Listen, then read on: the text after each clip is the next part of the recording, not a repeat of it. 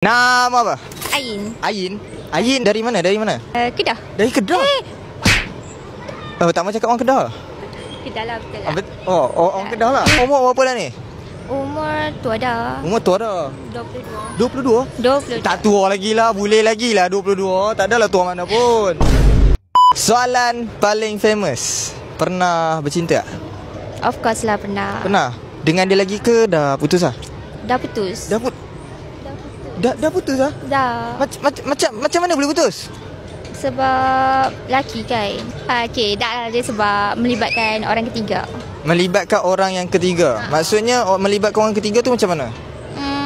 Dia macam ni, tetamu takkan masuk kalau tuan rumah tak buka pintu. Okey.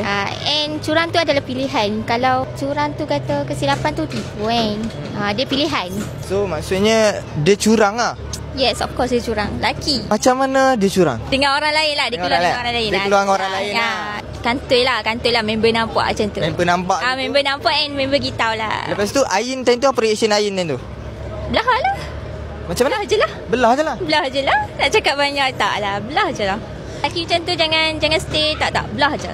Macam tu.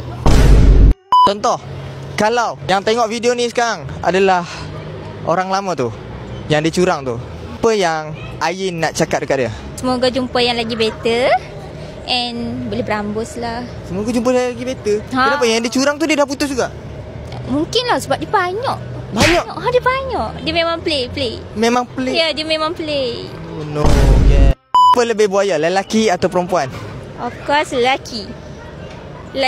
Perempuan tak.